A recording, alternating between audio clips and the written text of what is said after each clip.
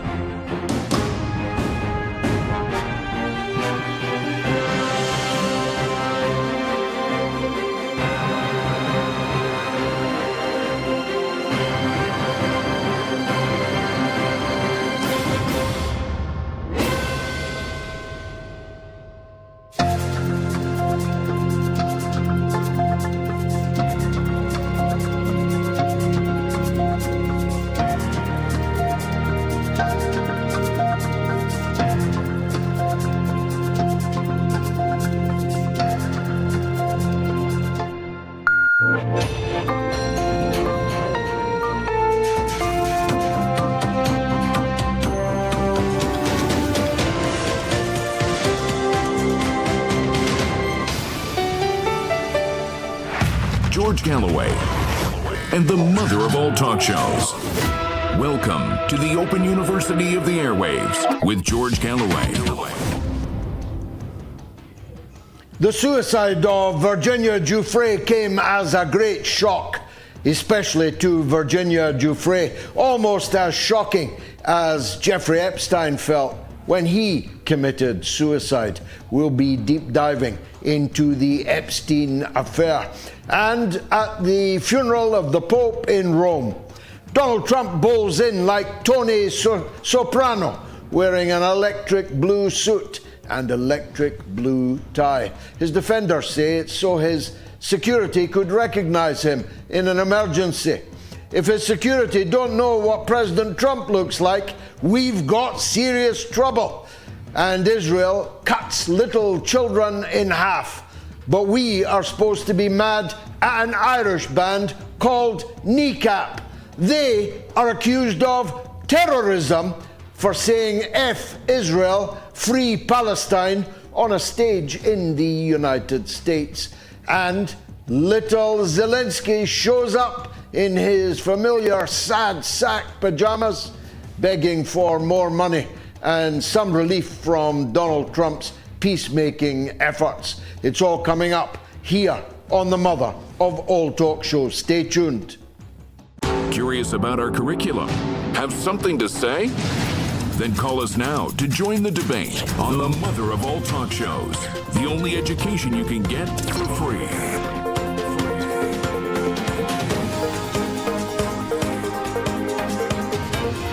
George Galloway, the mother of all talk shows.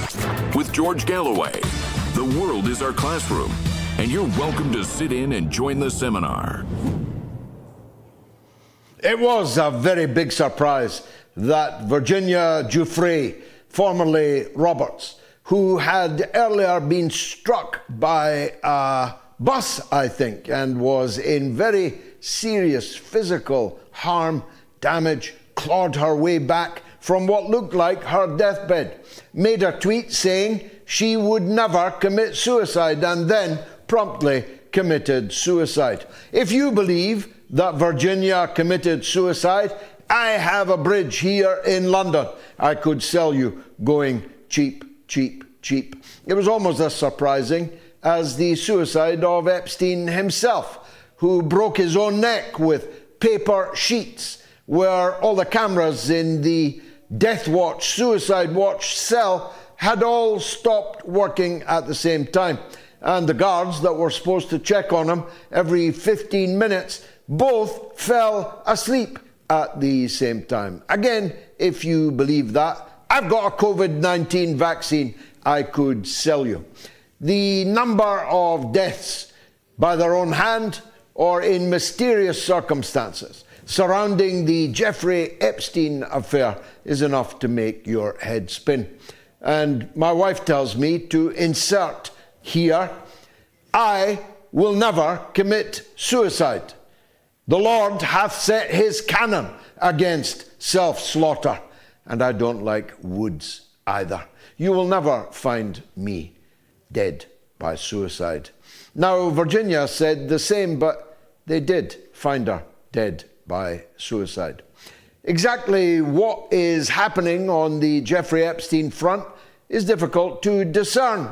We were told with a fanfare by the Trump administration almost as soon as they came back to office that the client list of Jeffrey Epstein would be published in full. Then we were told it could not be published in full and that they were in the middle of national security redactions. Although the fact that there needs to be national security redactions is a pretty good harbinger that there's a national security story right at the center of the Epstein affair. It just might not be the national security of the United States. But even the redactions are taking week after week, month after month, and still there is no client list. So let me recap.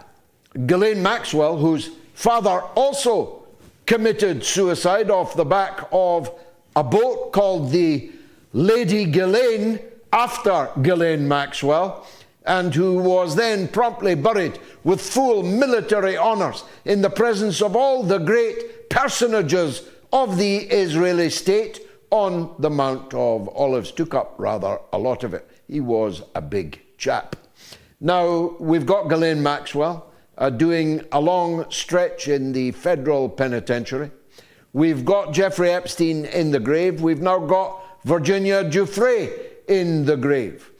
But if Epstein and Maxwell were trafficking underage girls to a client list, why has nobody on that client list yet been charged with receiving the goods, as it were? Succulent, cherubic children foully trafficked by two of the worst people in the United States of America. You can't have victims if nobody is named as having been the perpetrator of the crime, but nobody is named. The list is not published. And I've got a funny idea that it never will be. Some people say that's because Donald Trump himself is implicated in the Epstein affair. I don't know if that is true or not, though both of them were around New York. Both of them were party kind of guys, though I think that Donald's taste in women ran considerably older than the kids being trafficked by Jeffrey Epstein. I'm not accusing Trump of being involved in the Epstein affair, but a lot of people do. And it's in his own interest that we know who the actual perpetrators were. Alan Dershowitz has been accused. The boss of Victoria's Secrets has been accused. Ehudbarak, the several times defense minister, foreign minister, and prime minister of the state of Israel, was a frequent visitor to all of Jeffrey Epstein's properties. It doesn't take a genius to work out that this was a national security sting. It was the luring of influential, powerful people, politicians and others, into compromising situations with young girls, the videos of which none of the powerful would wish to see the light of day in the general public or even with their own wives. And then the rest is obvious. If you don't want this video to be published on the internet, we'll require your absolute loyalty to the cause. Whose cause? Well, take your pick. It could have been the United States intelligence. It could have been the Israeli intelligence. It could have been both of these two intelligence services, insofar as they are, in any case, separate entities. But we wanted to mark the sad suicide of Virginia Giuffre on this evening. And we're ready to take calls and your informed speculation about what really happened. I'm not accusing Donald Trump of involvement in the Epstein affair, but I am accusing him of bowling into the Pope's funeral, the funeral of the head of state, a state which set a dress code, which said that men needed to wear dark suits and dark ties, looking like he was Tony Soprano out for an afternoon in New Jersey. It was an electric blue suit with an electric blue tie. His wife was impeccably tailored and conducted herself impeccably at the funeral, but Donald Trump did not. He slept next to his wife. Some say that's not something that happens every night, but he fell asleep at the service on his wife's shoulder. He was using his phone frequently throughout this solemn funeral mass.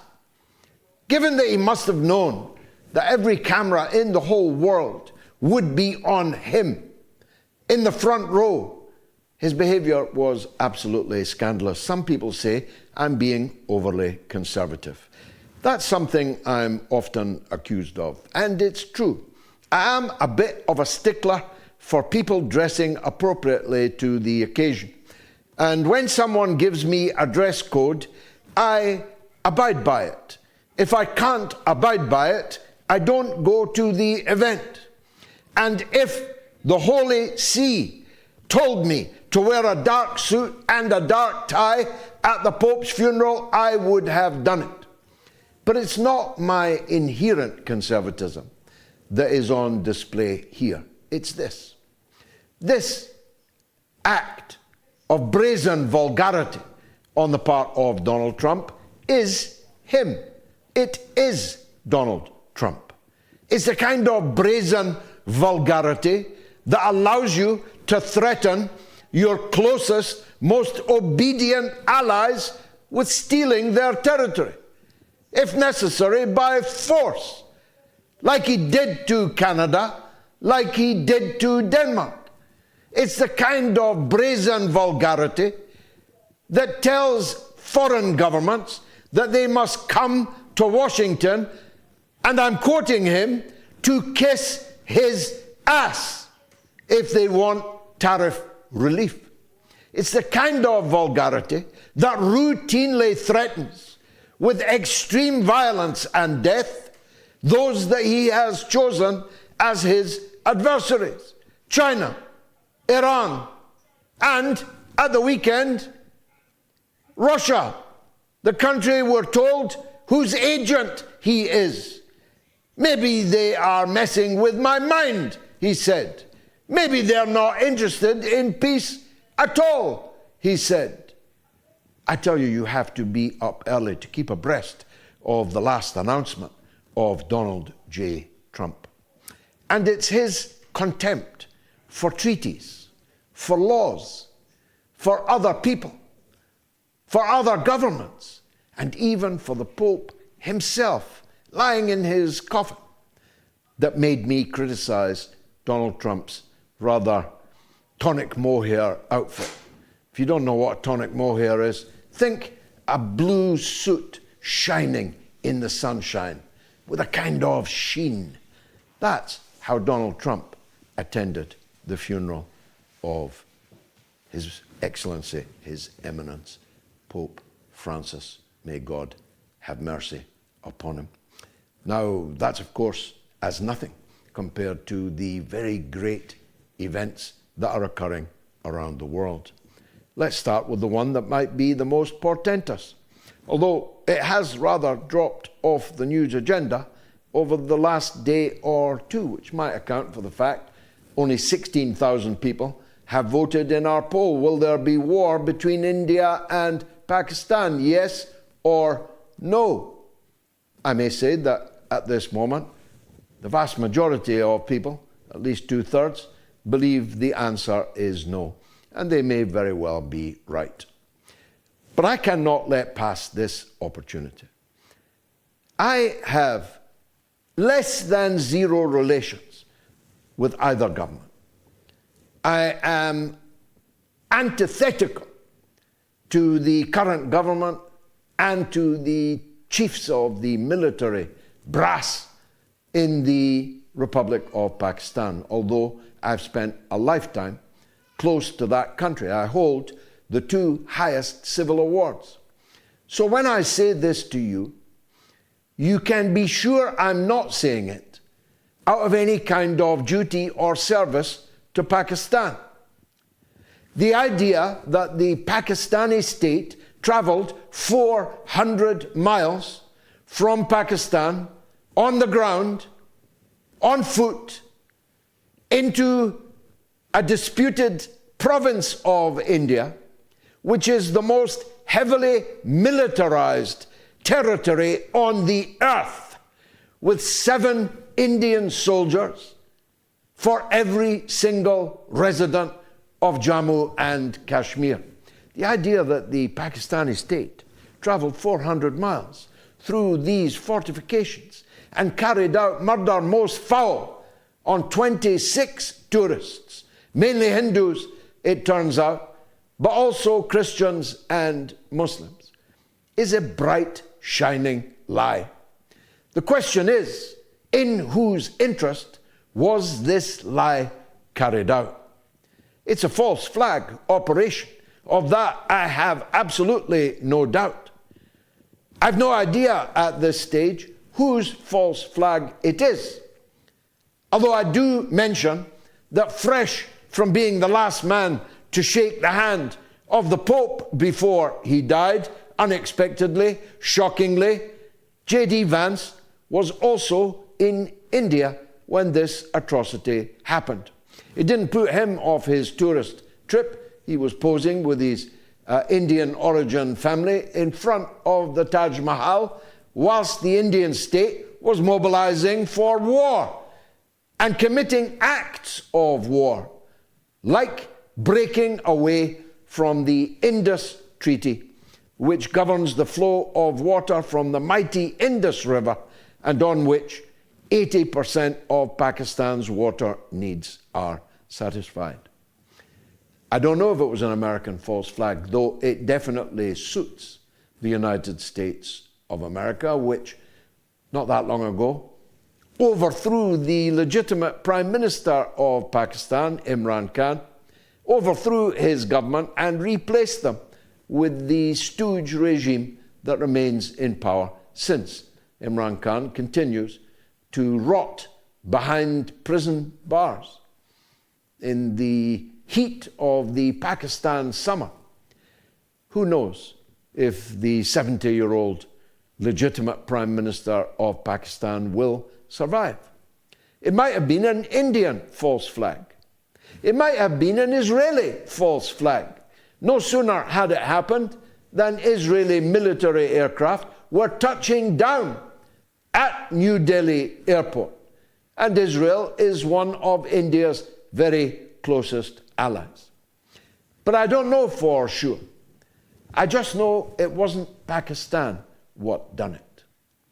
But the fact that it could have happened at all is because the festering, suppurating scandal of Indian occupation of Jammu and Kashmir has been left by the world to rot these last 70 years and more. In the 1950s, the Security Council of the United Nations declared that there must be a plebiscite so that the people of Jammu and Kashmir could choose whether they wanted to be with India or with Pakistan. They agreed that resolution unanimously. India accepted it. Mr. Nehru said he would implement it. But it has never been implemented. The people of Kashmir are held in bondage and have no opportunity but to resist in precisely the way that the Palestinian people were left with no choice either. And the reign of terror in Kashmir has remarkable similarities to the reign of terror in occupied Palestine. In Gaza this week, a little girl was cut in half. Now, this is not hyperbole. Unfortunately, I've seen the video. I've seen the video of the little girl cut in half, and of her brother, who was equally, as she, blown out of her house onto the roof of the house next door, where she lay in half and he lay crying and bleeding. The children's father was also murdered by the same bomb. 4 of the siblings were all murdered by the same bomb, and only the mother and the little boy remain alive. The little boy may in time forget the sight of his sister cut in half. Their mother definitely will not. Famine is stalking the rubble, the alleyways of Gaza. No food, water, power, medicine, or any humanitarian aid has been allowed by Israel to enter the Gaza Strip for almost 2 months. This is not an alleged war crime. They boast about it. This is an actual war crime that I'm telling you about now, that if you're on social media, you already know, but if you're not on social media, it is a war crime that is being systematically withheld from you by the state broadcasters and the sniveling commercial broadcasters that serve the interest of the empire, are deliberately concealing from you that this week alone, more than 50 people died of famine, of starvation, and of thirst. And that 50 will soon be in the hundreds. If the bombs don't get you, the hunger, the thirst, and the total lack of medical supplies and anywhere to receive them will get you, surely. And it isn't as if they're keeping it a secret as to why they are doing it. Netanyahu's ministers boast that they intend to ethnocide the Gaza Strip as a prelude to doing the same in Jerusalem and in the West Bank.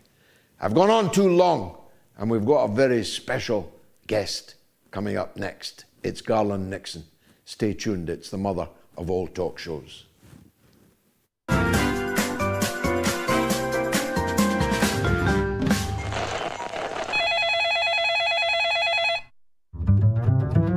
There's a group of people in Twitter who are daily posting discussions about Gaza, Lebanon, what's happening, news updates, aid for Gaza, and trying to enlist the help of Jordan and France and any other regional entity that will help get more aid into Gaza and all of Gaza, all of Palestine, for everyone who suffers. So I want to request that everyone who is listening to this go to your local council meetings and peacefully request that their representatives at the local levels do this, because it works. Thanks for the call, Pia, in Uruguay. I'm a free man of the city of San Francisco, awarded to me for my work on Palestine, on the steps of City Hall itself. So it was a particular delight for me that the San Francisco Council voted by 8 votes to 3 to demand a ceasefire. And that decision didn't come out of nowhere. It came out of campaigning to force the local authority representatives to vote.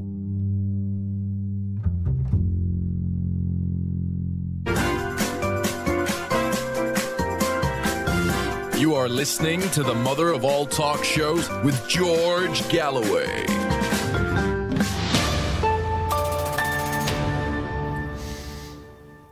So the poll tonight, will there be war between India and Pakistan? Yes or no? You can vote on my Telegram channel, t.me/George Galloway, on my X, my Twitter, on the YouTube community poll, or on the YouTube stream. 17,288 people have voted so far. If you want to call the show, it's toll-free in the United States and Canada, +1 844 944 3344.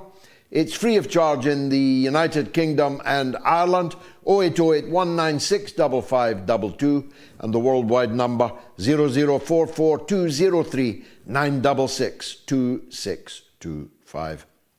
My favourite US commentator, as you all very well know, is the one and only Garland Nixon, radio talk show host, political analyst, who joins us now. Garland, welcome back. Always a pleasure to see you. Let's start with the Epstein affair. Who'll be the next person to commit suicide? Well, one thing for sure, we know it won't be any of the perpetrators of the crimes. Those, we don't know who they are, and those are the only people that don't seem to commit suicide. We know that Mark Middleton, who was the gentleman, the friend of and associate of Bill Clinton, who let Epstein into the White House 17 times. He was later found in Arkansas, hanging from a tree with a gunshot wound to his neck. To his chest. And according to the New York Post, there was no gun found in the area. That was a very difficult suicide. We know Jeffrey Epstein, a man who was placed, and most people don't know this, he was placed in a cell. His cellmate was a man named Nicholastartaglione, who was a mob hitman who was later convicted of strangling a man to death and shooting the man that he killed had 4 associates. He shot all of them in the back of the head. This was Epstein's cellmate, and we're supposed to believe that Epstein committed suicide. We know Bill Clinton has not committed suicide. Prince Andrew has not committed suicide. And all the other victims, we don't know, because apparently we'll never know who they are. What's the justification for not yet having published a single name on Epstein's client list? Well, apparently it was just that was campaign rhetoric. It was made to sound good. Donald Trump sounded like he was the anti-establishment person, and he was going to let out all of the information that we'd never found before. The reality is that I think those of us who thought we would, well, I'll put it like this. There were people that thought we may get information on RFK and JFK, but when it came to Epstein, the people who committed the crimes are all mostly probably still alive, still very powerful figures. So I think it's a bit naive of us to even have thought that Donald Trump could do that, or he'd probably commit suicide in the White House and hang himself if he tried it. Well, very succinctly put.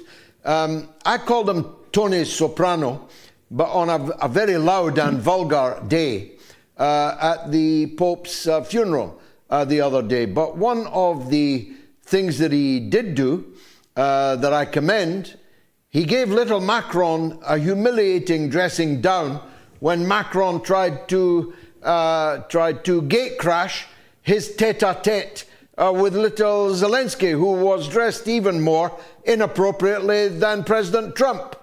What do you think the two were saying to each other? Well, the bottom line, and I've said this for a while, is I think it doesn't really matter what Donald Trump says. We have to judge by his actions because he's big on over-the-top rhetoric. He is, traditionally an entertainer, so he loves to get out in public, give the appearance of dressing down some, arguing with someone, making a lot of noise. But when he comes back, one day he says, we're so close to a deal with the Russians. The next day he says, they are doing bad things and we're going to have to go to massive sanctions. So we just seem to be treading water, doing the same thing over and over. The other thing I'll say about Donald Trump's dress and acts of decency or the lack thereof at the funeral. You just told a story about a country, the United States, through its proxy, Israel, that's slaughtering people. Men, women, and children, starving people to death. I think it would be unreasonable for us to even expect any level of decency from the leader of a country that would do those kinds of things. Donald Trump should have came in dressed like Dracula with blood all over his suit. That would have been more appropriate for the leader of the United States and Israel at this point. It would be more accurate and appropriate, I think.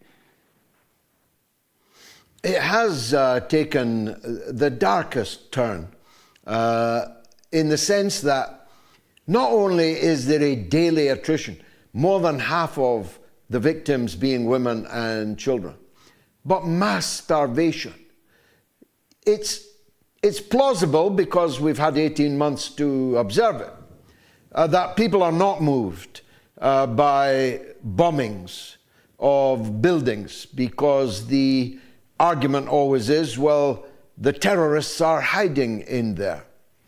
But that argument cannot be adduced when you are boasting that you are literally starving people to death in complete defiance of all international law. So they just actually pretend that it isn't happening. Well, and I think the last part that you said is important, the part about international law. We can talk about the morality of what's going on. Certainly, we can talk about the horrible things that are happening. But the reality is, there's international law here. These violations are violations of international law. And I think, people will defend the Israelis, whether they have a, quote, right to defend themselves or, whether Hamas is in a building. But the bottom line is these things are all covered by international law. And the United States and the Europeans will say we're sailing through the Taiwan Straits because international law says we have freedom of navigation. And they will flout international law when it benefits them, and completely ignore the daily violations, the arrogant rhetoric that we get from the Israelis that make it clear that they intend to violate international law, and that they really feel as though international law doesn't apply to them because they have the United States there to protect them. So, what we're dealing with is massive violations of international law. And this is an indictment on the international institutions that are supposed to keep this international law, because they'll put out a warrant for President Putin for a claim that doesn't even have a plaintiff, but yet they can't figure out that slaughtering men and women and children and starving people to death is not a violation of the laws that are written right in front of their faces. What about the great tariff war? That's another Trump failure, isn't it? He started out saying this would bring China to its knees. Then he said China would be bound to call him. Then he asked China to call him. And now he's claiming that the two are speaking on the phone when the Chinese flat out deny it. They say there are no negotiations going on, and there will be none as long as Trump is sticking to these tariffs against China. Help us through this labyrinth, Garland. Well, there are a number of suspicions here. One of them that I have is this was effectively the Nord Streaming of American people, in the same way that they blew up the German pipeline, knowing that it was going to have a negative effect on the German people and the people of Europe, but with completely disregard for the working class and their lives. They're taking these actions, and I think one could argue that either they were decoupling from China, planning for a war on China, so we've got to decouple first, or that they felt that there could be some combination of both, or that they felt that they could take action that would cripple China's economy. But either way, it's the same thing, a complete reckless disregard for the everyday lives and the economic needs for the working class of America. But I think it backfired. I do believe that it has presented an opportunity for China, to be quite honest. I think China knows the United States is saying we want to go to war with China by 2027 or 2029, whatever year it is. It gives the Chinese an opportunity to stop selling the United States the magnets and the various things that our military-industrial complex needs to build the weapons to attack China. I would suspect that when there is some level of an economic resolution to this, that China's still going to say, we're not selling you the stuff to build bombs and missiles because you're telling us that you're going to attack us with those bombs and missiles. I would also think that China may say, look, we're both have some pain here. You need a resolution. How about this? Stay the heck out of Taiwan and we'll give you the resolution. Because what does China do? What does Trump do if China says that's where we draw the line? You got to stay out of Taiwan and stop sending them missiles. I think the U.S. would be in a bad situation because the neocons wouldn't let Trump say yes. But if he didn't, our economy would get wiped out. Now, the domestic political situation, we now know, I think I asked you before, if Joe Biden was still alive. Well, we know he's barely alive, but alive enough to eat spaghetti in a Rome bistro, although God knows the mess he made down the front of his shirt. But he is still alive, but is he nominally still the leader of the U.S. Democrats? Who's calling the shots? Who's the opposition in the United States? The Democratic Party is not really an opposition. They are an opposition to Donald Trump, but not an opposition to Donald Trump's policies. They'll say we hate Donald Trump and he's terrible and Elon Musk is evil. But when you ask them about about his foreign policy, the only anger they have at him is that he's not hawkish enough. And if you look at his, they push back a little bit when it comes to the China tariffs. But again, they're so anti-China that they're not going to push back even on that. We do have these fake protests coming out, and these anti-Trump protests, and they're fake because the people who are setting up these protests are on the mainstream media all constantly talking about the protests. These protests are pushed by the mainstream media. There's another one on May 1st. And might I add, the people that set up the last protest, the two people the indivisible.org that set up the last protest that Nancy Pelosi attended, one of them was a former State Department advisor. The other one was a former Obama advisor who ran an NGO that was funded by BlackRock. So now we've got the BlackRock State Department resistance that are setting up protests around the country. So now, one thing about these protests, there's no anti-war element to them. The only thing they addressed when it came to war was they had a sign up that said hands off NATO. So that's the opposition to Donald Trump, is the hands off NATO protesters.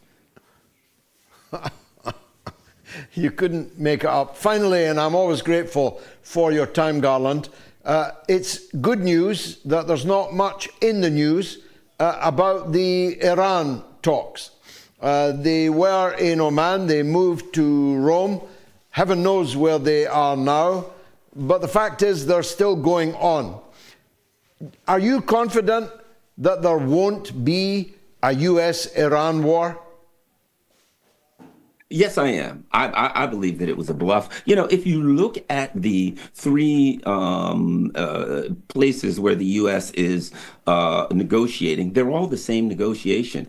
In Iran, in Russia, in China, in all three places, the United States is playing as though they have a strong hand against China. The United States is folding their hand because we cannot maintain these tariffs. Against Russia, the United States, Trump even admits Russia's going to win the war.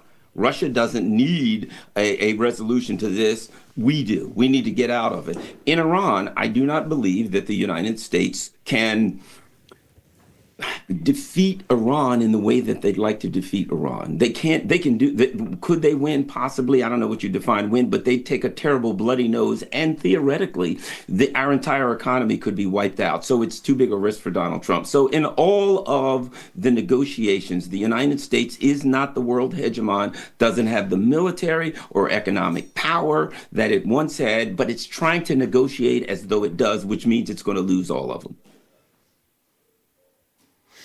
Garland, how does one find your material now that they have locked you out of Twitter, or have you got back in? I tagged you earlier, and it did go through, but as I understand it, the last time we talked, you can't even open your Twitter.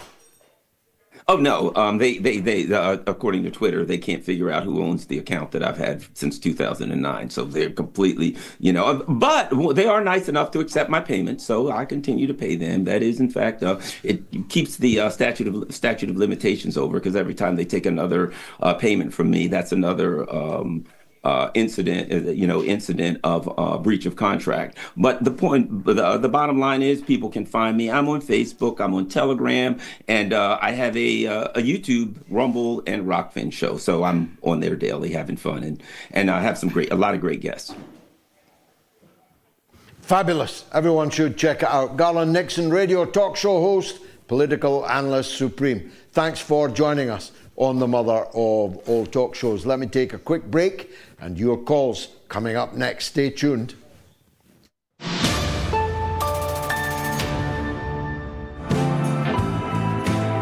President Putin definitely isn't Nikita Khrushchev, who was a clown, in my opinion. Neither is he Stalin, but he's much closer to Stalin than any other Russian leader has ever been.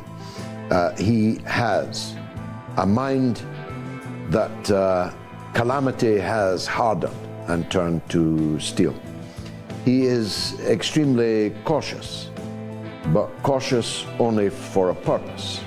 He is cautious in the hope that the goals of the operation that he's involved the country in can be achieved. But no one should mistake that caution for weakness. I've met the man. 3 times I've met him. I've met lots of leaders. I've met leaders from all over the world, including all of the British leaders that I sat in Parliament under. Vladimir Putin is a very determined guy. He has a clear set of goals. He told you about them in 2007 in Munich. He warned you in 2007 that Russia regarded NATO encroachment in Ukraine as a red line matter for the existential survival of the Russian Federation, which it is his job to defend, and nobody should make the mistake of thinking that he will not do that job. People misunderestimated Stalin, but Stalin wasn't Stalin when he told the beast of Berlin that we will crush you in your lair. Stalin wasn't Stalin. Putin isn't Stalin. Trust me on that.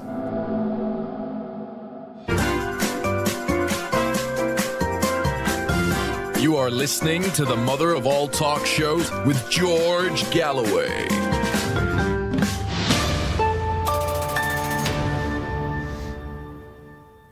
Will there be war between India and Pakistan? Yes or no? Vote on my Telegram, on my X, on my YouTube stream, or on the YouTube community poll. 18,402 people have voted so far. Let's go for our first call to Canada, where Lance wants to talk about extremism. Lance, welcome back. What would you like to say?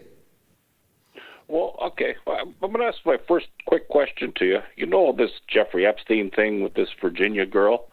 And there's the famous picture of Prince Andrew with his hand on her waist. And, of course, we were supposed to imagine in the background that all sorts of inappropriate things happened.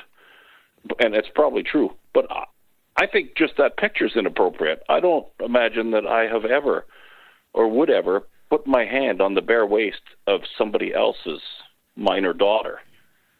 Like, am I wrong in that? Does that picture in the first place just seem wrong? No, you're absolutely right on it. When women and girls get their photograph taken with me, I put my hands behind my back, very ostentatiously behind my back. I don't want to touch any other woman, and not least because someone might later reinterpret the touch. So you'd never find me in that kind of a photograph. Yeah, to me, I was just like, if I've gone mad, because I thought that was inappropriate since that photograph came out. But the world seems to dismiss that. Okay, so I'm not wrong. Mm-hmm. Okay, good. Well, anyway, well, I guess my point about extremism was, if I have another second to talk. Sure. Okay, so we say that, certain kinds of bomber or people who are willing to give their lives for their cause are extremists.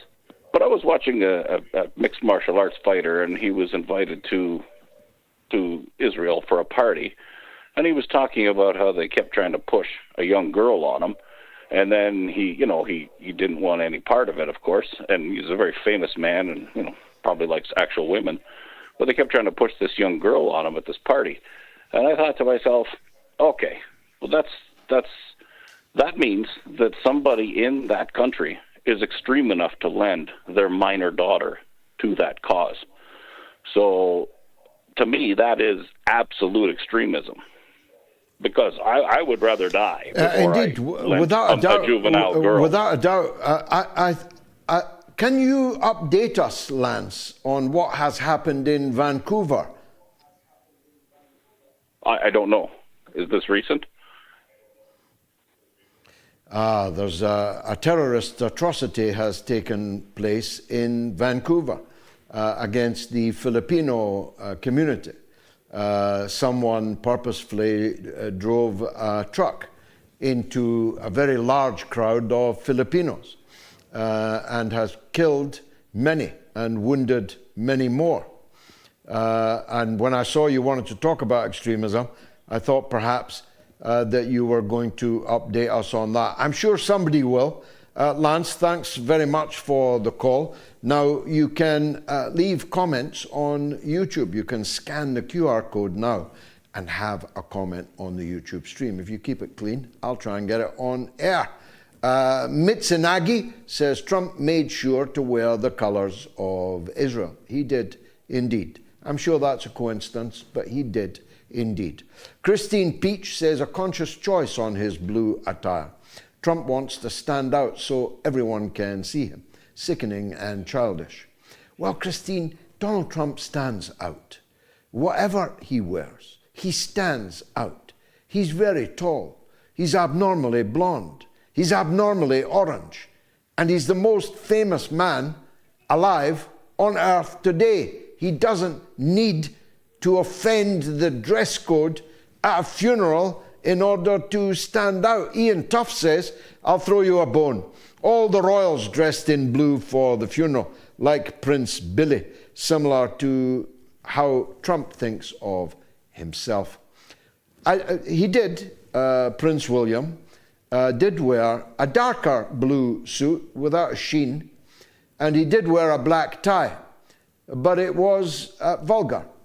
And once upon a time, the British royal family knew how to dress and how to comport themselves, even if they didn't know much else, and even if they were committing high crimes and misdemeanors in the background. And Michael Crystal says India media has been salivating at the thought of an Israeli attack on Iran for no fathomable logic or reason. There are those who would rather see India go down. And New Cyrus Shirazi says there won't be a war between Pakistan and India. The USA will not allow any of them to do so. On the line, on that subject, is David in London. David, what would you like to say? Hi, George. I've been a great admirer of you and follower since your day, your address at Congress, to Sputnik, to MOATS from your very first episode. But today you disappointed me. The issue about India and Pakistan, I think you know where your colors lie. But the thing is, I expected a little impartiality from you. Why don't you get someone from the Indian side to give their point of view? There's great commentators, and not any puppets from the Congress party, please. I listen to it all the time. For the past 20 years, I listen to Indian channels, and I'm fully behind. Before you think I'm kind of partial, I'm fully behind the Palestinians, by the way. So I suggest that you please get someone from across the table and get their point of view. Why don't you do it, David? You're a regular viewer of the Indian point of view. Why don't you provide the antidote, as it were, to my point of view? Sure, there's far greater minds, but I would surprise you in telling you that Modi is the leader of India that has done the most for Muslims than you can ever believe, more than Nehru, more than anyone else, and the figures will speak for itself. And there are great commentators who talk about this. You'll be surprised. And you seem to be very convinced that this was a false flag all the way from 400 kilometers from Pakistan coming up to Kashmir. But do you know that there are sleeper cells within POK? That these terrorists are trained across the border? Of course, we know that. I mean, where was Osama bin Laden? Well, look, I'm not at all disputing that there are terror groups inside occupied Kashmir.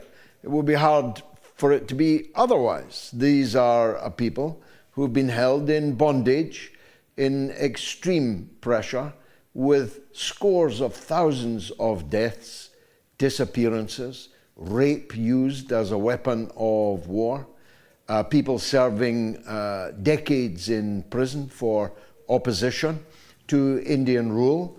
It would be surprising if there were no terror groups committing acts of terror like this one.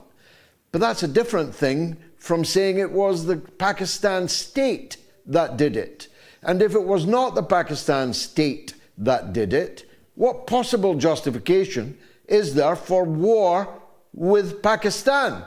After all, there were terror acts committed out of Ireland, but we didn't go to war against Ireland, did we? I understand that, George. I'm glad you brought that up. What happened in the 1990s in Kashmir? Do you know what happened in the 1990s? The entire world kept silent. I know what's been happening for the last... Go on. I don't want to interrupt you. From Kashmir. 600,000 were expelled, and they're living as refugees in India now. I mean, the story hasn't been told because it's been dominated... Sorry? Who expelled them? Who expelled 600,000 people? 600,000 Hindus were expelled from Kashmir in the 1990s. Please read up on the George. You have huge gaps in your knowledge when it comes to... By whom? By Muslims. I'm asking you by whom? By Muslims. But India controls Kashmir. Even so. You're obviously not hearing what I'm saying. Maybe we've got our lines crossed. Don't understand. Maybe we've got our lines crossed. So let's be calm. Calm. I'll ask, you answer.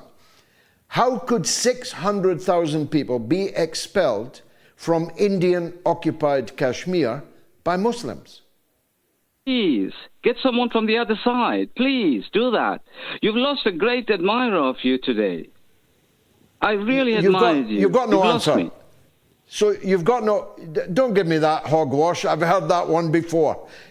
You mean you cannot answer how 600,000 Hindus could be expelled from Indian-occupied Kashmir by Muslims? 1990s. Go and read it up. How could that happen? What did the Indian government do? Me. What did the Indian army do? You know who was running the show at that time? The Congress Party. The Congress Party is not an Indian party, basically. I'm going to read it up, please, George. I've been following this here. Get some people across the border to educate you on this. So the Pakistanis are the enemy. The Indian Congress Party is the enemy.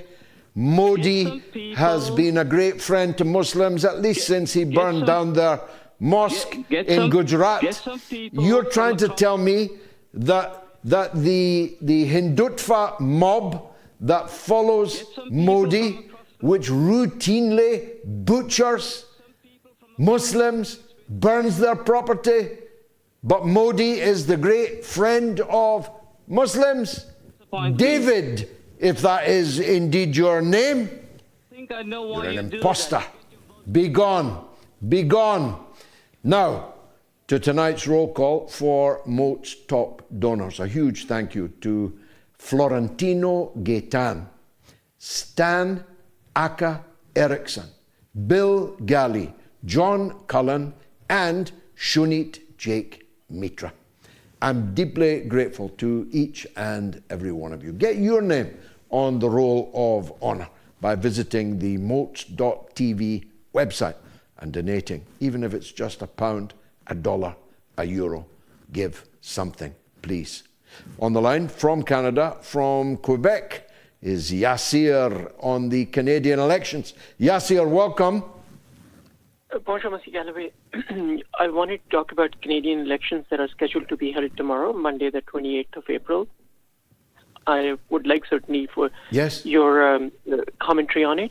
As you know very well, Liberal Party of Canada has been in power uninterrupted since 2015. Justin Trudeau, or as some of us refer to him cynically as Just-O-Annette Trudeau, was forced to resign unceremoniously after his third term in office came to this unceremonious end post-election of Donald Trump. The person who has been anointed without even a seat in the parliament is Mark Carney, I'm sure an individual you're well acquainted with, a lifetime Goldman Sachs banker who was appointed Governor of Bank of Canada and subsequently Governor of Bank of England. And then we find out that he's been appointed Prime Minister of Canada without having been elected to any elected office before in his life.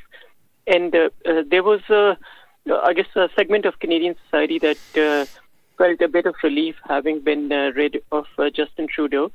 But Mark Carney's first appointment, Chief of Staff, who's effectively the CEO and gatekeeper of Prime Minister's office, PMO, was Mark Mendicino, one of the most rabid, ardent, zealot Zionist in Canada, who was formerly the Public Security Minister and Immigration Minister and was ousted. He was appointed Chief of Staff. Tomorrow's elections are certainly, I guess, quite well worth watching. I'd like your comment on how this Liberal Party of Canada that portrays itself as left of center, but effectively is lackey of Likud, LOL party, one of the most passionate supporters of Israel and genocide, has been harking back to 1948. And I'd like to see how you see Canadian elections panning out, and what do you think about the Liberal Party of Canada? Well, I wish that all the political parties in Canada could lose the election tomorrow.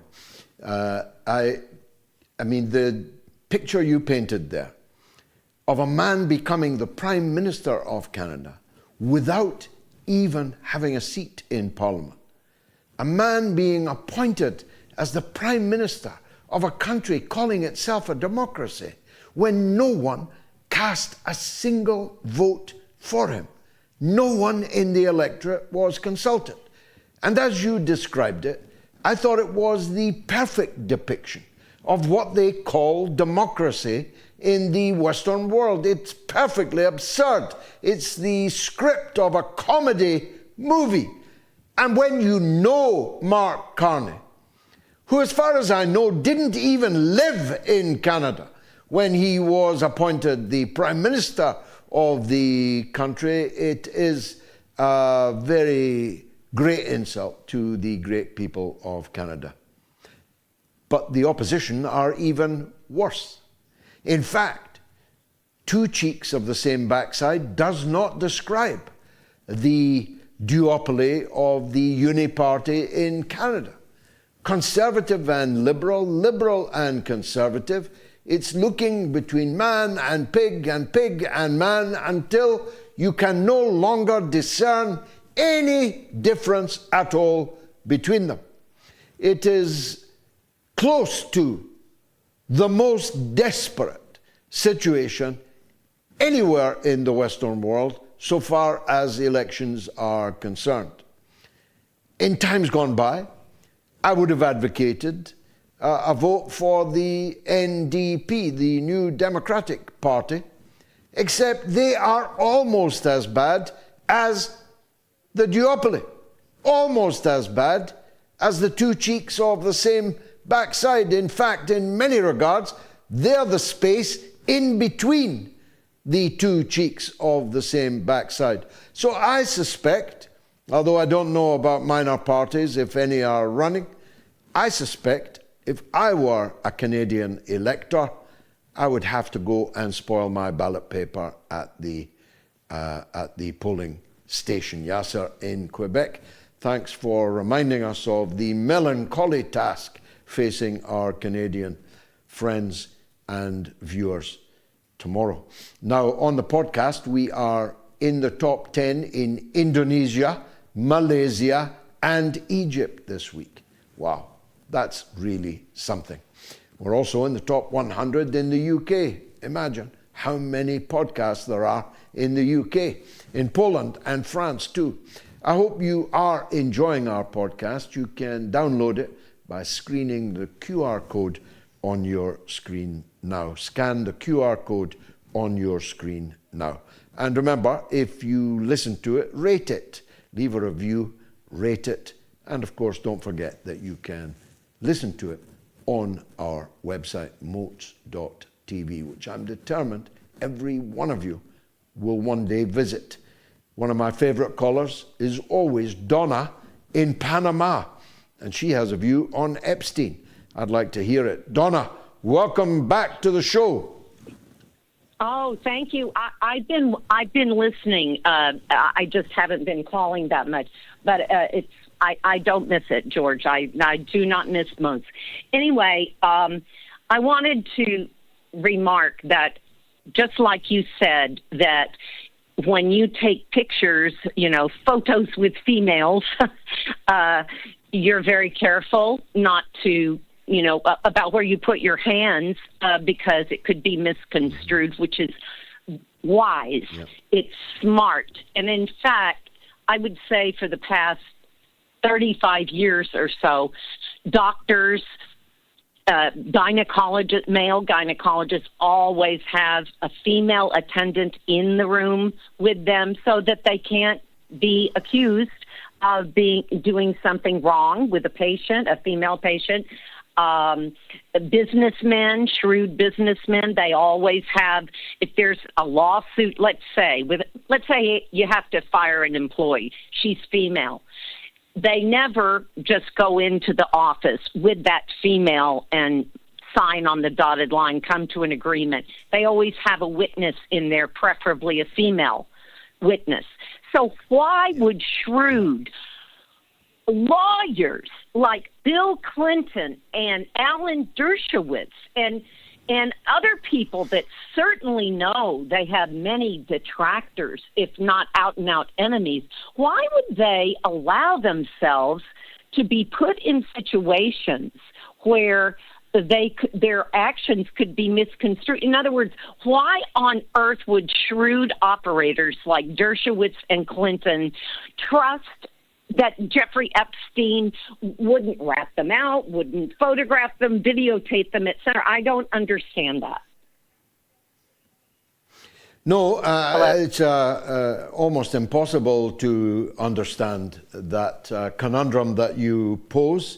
It must be a combination of arrogance, of hubris, of a feeling of untouchability, that they are too big to fall, too big to fail. It must be a combination of these kind of things. And lust. These dirty old men, presented with young girls, somebody else's daughter, their wicked lust led them into situations that were then, I think, later exploited. I remember that Bill Clinton's photograph dressed up in women's lingerie, or painting rather, was in Jeffrey Epstein's drawing room in his townhouse in Manhattan, the one that he got for $1. but was worth hundreds of millions of dollars. The one that he got for $1 from the owner of Victoria's Secrets. Perhaps the lingerie had some connection to that. These are wicked people who've killed people, may even have murdered people. And certainly there's been a trail of unexplained deaths around the Clintons for decades, actually. And that trail may not have run dry. So I can only explain it. I mean, it's so despicable, it's so wicked, that no pure heart could do it, even by accident. Even if you had accidentally given a hug to someone and someone took that picture, you would feel ashamed of having done it. But there's no sense of innocence in their eyes in the pictures that I have seen. Last word to you, Donna. Well, that makes sense. I think that perhaps it was more than trusting their good old buddy Jeffrey Epstein to stay quiet. It was more that they think they're untouchable. They think they can get away with anything. Yeah. I think that's probably more it. Yeah, I mean, I'm not comparing the two in terms of offenses, not at all. But it's the same mentality that allows your President Trump to behave disrespectfully at the Pope's funeral. It's the same mentality. I'm the big I am. If you don't like it, you can lump it. I'll sleep with whomever I please, whether they are married to someone else, whether I'm married to someone else. I'm going to grab that pussy, as Donald Trump famously put it on that tape recording. Now, these are not offenses of the same level. It's not as bad saying you're going to grab someone's pussy as it is to actually grab it. And when that someone is a child, an underage child, often a troubled child like Virginia Giuffre, well, it doesn't get much more serious than that. And Epstein would undoubtedly have gone to prison for the rest of his life if he hadn't been suicided. Thanks, Donna, as always. Let me take a quick break, and right up after it is the one and only, our man in Moscow, Chay Bowes, political commentator and master of the arts. Stay tuned.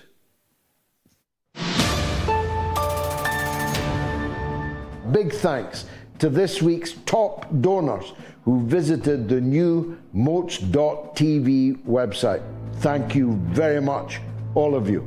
And I'm really going to make this point as firmly as I can. Every one of you has to go to MOATS.tv and donate something, even if it is £1, even if it is $1, €1.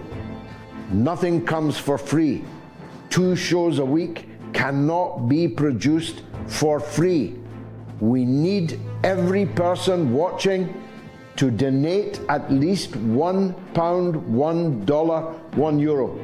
I can't put it more clearly than that.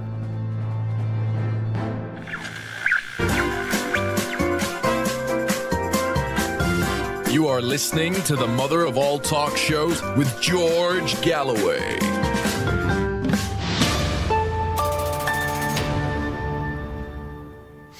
All roads lead to Moscow in the next couple of weeks, although no roads from Moscow have been afforded in the celebration of the defeat of Hitler fascism.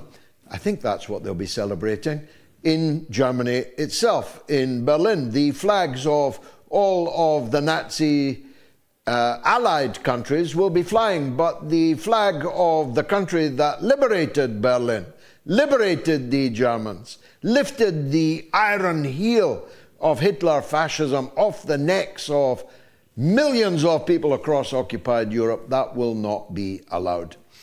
I'm actually not worried, because Gayatri and I, God willing, will be in Moscow, where the real celebration of the great victory of the wartime alliance in 1945 will be.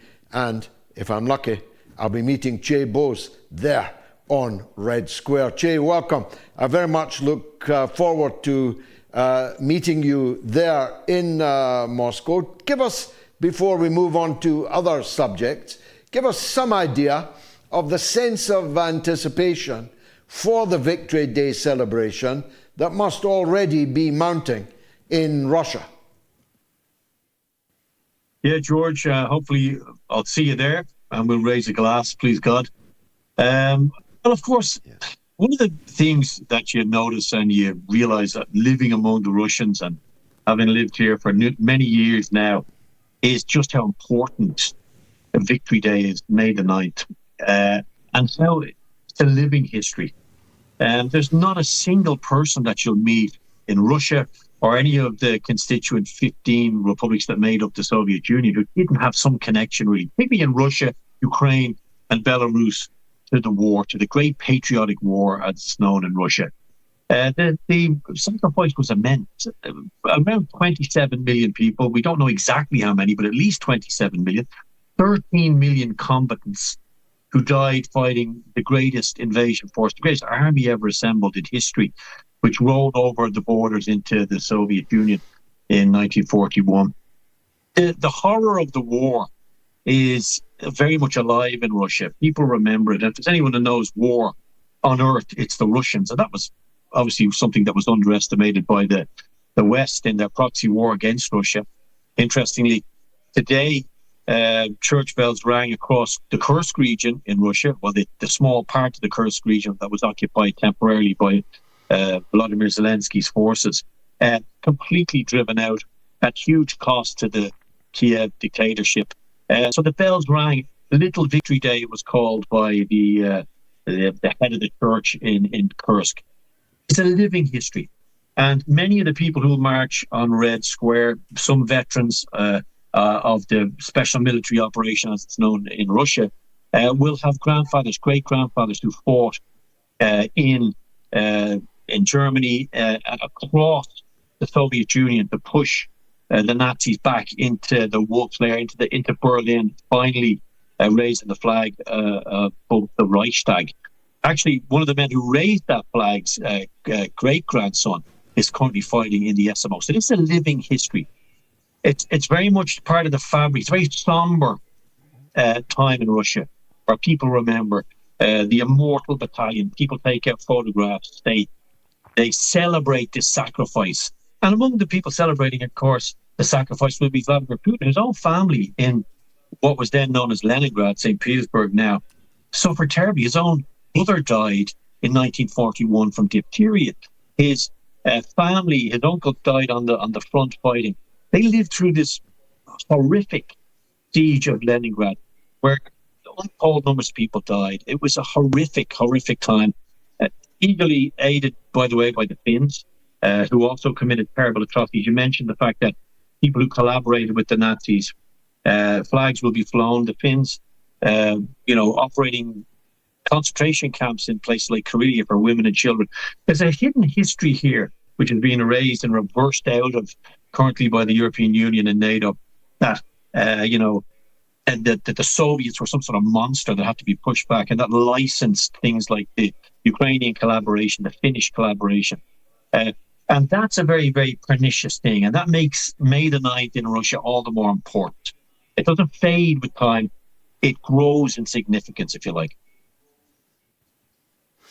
The Zhukov, the great military commander of the siege and defeat of Hitler in Berlin, and who gave the first address declaring the Great Patriotic War over in a speech that will raise the hair on the back of any sane person's neck at the first victory celebrations. He said, "We have liberated the people of Europe from fascism, but they will never forgive us."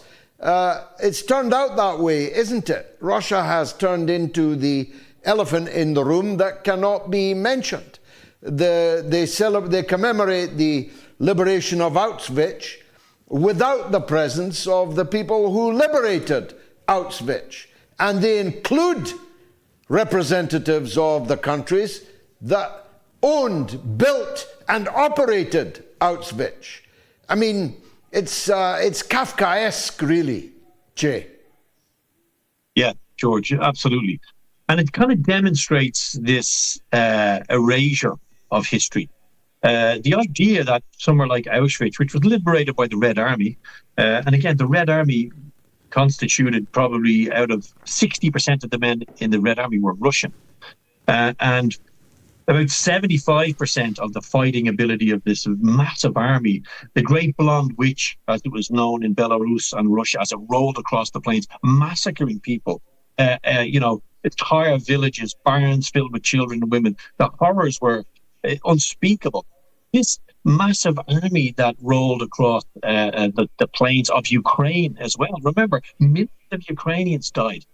Millions of Ukrainians fought against the Nazis, including Vladimir Zelensky's grandfather, who was awarded the Order of the Red Banner himself. Imagine what he'd think right now of his grandson. So this is all part of the erasure. The perpetrators of the mass murder of untold numbers of Jews, Poles, Gypsies, homosexuals, any intellectuals that were opposed to the Nazi regime, the perpetrators, the people who built the camp, the client labor, the people who propped up the regime are all going to be represented and have been represented at Auschwitz. Meanwhile, on Liberation Day, the liberators are excluded because of this agreed truth, this singular, agreed, manipulated truth that Russia, posed some sort of threat to Europe, which is utterly ridiculous. And that was also suggested in a great article by Peter Hitchens in the Daily Mail, of all places, an acceptance that we've been lied to about Russia. The EU and NATO being the military wing of the European Union, under Ursula von der Leyen and these devout Russophobes like Kaja Kallas, exceptionally incapable people, leading the European Union towards the precipice of a war of distraction because of their gross political failures in their own countries. Mr. Starmer, of course, hot on their heels. They need this fear. All fear is required to predicate the build-up of 800 billion euros worth of euros that the hard-pressed taxpayers of Europe have absolutely no way to pay. So it's a war of distraction. And part of that has to be the absolute demonization of Russia. But Russia was not the Soviet Union, much as NATO was formed to counter the Soviet Union. When the Soviet Union collapsed or was destroyed, as some scholars would suggest, in 1991, the Warsaw Pact, the balancing piece on the seesaw from NATO, the Warsaw Pact expanded alongside the Soviet Union and alongside all aggressive intentions towards the West if they ever existed. NATO, on the other hand, expanded. And in order for that expansion, you need an enemy. We've been told since the 1970s that the Soviets were coming. We're now being told that the Russians are coming. There's no sentient or plausible objective evidence of either of those things ever existing, and it certainly doesn't exist now. But it's all about maintaining this war of distraction to avoid real scrutiny of the corruption in the EU, the uselessness of NATO, and the aggressive nature of NATO. Tell anybody in Afghanistan, Libya, Iraq, Syria, and Serbia, where I've got a lot of good friends, that NATO is a defensive alliance, and they will laugh in your face. It's necessary to continue the demonization of Russia, and this is all an integral part of reverse engineering some sort of heroism into countries like Finland, Estonia, Latvia, Lithuania, who actively collaborated with the Nazis in the rounding up, execution of Jews and other undesirables, as they were known. In like a scene from Godfather 4, thank God they never made it, we had Donald Trump and little Zelensky drawing up a chair in one of the anterooms of St. Peter's at the Vatican on Saturday. What do you think the two were saying to each other? Well, I think the first thing that's obvious is that this wasn't instigated by Trump or the Trump administration. Trump's been very clear about his view of Vladimir Zelensky. He dislikes this man intently, and he's made no bones about that in his tweets and in his statements. So it was something that happened at the instigation, I think, of the other attendees here, the Europeans who've been left outside the room as Russia and America talk to each other. The Europeans talk to themselves, and they're getting increasingly worried at their irrelevance. And they're also secretly, according to many people I speak to, I was in Brussels not so long ago at the European Parliament, and many people told me that there's a serious concern about Europe having to bankroll the dictatorship and their failing war. So this is all about trying to push, in one way, Zelensky towards some sort of deal, which he's been told on one hand by London, don't do, much like he was in 2022 by Boris Johnson, when this peace deal had been signed in Turkey. That was scuppered by Johnson because there's no political capital in peace or settlement in Ukraine. So it's the same now. The motivation is, we will stand with Ukraine for 1,000 years, but we'd rather the deal was done so we could get out of this, because we know we can't defeat the Russians on the battlefield. We can't defeat them economically, still buying their gas, still doing deals. So it's a very cynical move. What was discussed, we know one thing that was definitely discussed. Lip readers, this was published in the British media, said that Trump excluded Macron from this, and I tweeted this, excluded Macron from this tete-a-tete. There was 3 chairs put out. Trump said, look, I want you to sit this one out, step back. And what Zelensky is trying to do is build bridges. But everything Zelensky is going to say now is going to be, the snowball will be rolled in London and Brussels, handed to Zelensky and thrown by him towards Washington. There's a huge gulf in the ideas of the perceptions of a peace plan. Essentially what Ukraine and their newly found sponsors and paymasters in Brussels and London want is the winner on the battlefield. Russia's winning. It's just driven, as I say, the invasion force out of Kursk, the loss of probably 80,000 plus men, huge amounts of materiel and equipment, a completely wasted, idiotic escapade into Kursk. That's been completely defeated. That was meant to be the big bargaining chip, which allowed Ukraine to bargain for territory, which, again, on a daily basis, village after village, settlement after settlement, the Ukrainians actually believe that they can dictate terms to the advancing army coming towards them, towards the Dnieper, which is utterly ludicrous. No military strategist could defend that. It's a form of madness. And they're portraying this to the client media as a statement that we are willing to sign an unconditional ceasefire. That's like a heavyweight boxer, Tyson Fury, having your grandfather outside your pub and your grandfather saying to Tyson Fury, okay, I'll let you off now. I mean, it's just absolutely ludicrous. Now, finally, Chay, I'm a big critic myself of so-called NGOs, non-government organizations, that very seldom stand up to scrutiny as being non-government organizations. If they're not funded directly by Western states, they're usually funded through a cutout. USAID gives money to George Soros, and he gives money to the non-government organization that, lo and behold, toes the line and carries the water for the Western state that was the originator of the funding in the first place. You've got a very important documentary coming out this week on this very subject. Give us a taster of what it is you'll be saying. Yeah, I mean, look, it's been a remarkable journey. And I think everyone's going to sort of really sit back and draw a breath when they see some of the stuff we're going to reveal. It's called War in the Shadows, and it's basically, it is what it says on the tin. It's about the huge amounts of money, cash, and political influence that's been dumped into countries, apparently to prop up democracy and stimulate the Western idea of democracy and open society, but they're completely non-democratic. I mean, the countries we're focusing on in this element of it, we've got probably going to do 3 parts. This is the first one. It's ready for release. We're going to release it this week. I'm going to release it completely free on X and on various other channels, so people will be able to watch it in full. We're focusing on Serbia and Georgia in this episode. I was in Georgia at the end of last year in November. I spent 10 days in the midst of the very aggressive attempts to overturn the election with, these completely unfounded allegations that Russia had stolen the election. What happened was the pro-EU, pro-NATO, pro-Ukrainian opposition lost, and they lost very badly to the Georgian Dream Party. So I was there to record that. Some absolutely fascinating video and interviews on the streets, which I'm not going to tell you, but if you're going to watch it, it's going to be fantastic. And of course, Serbia.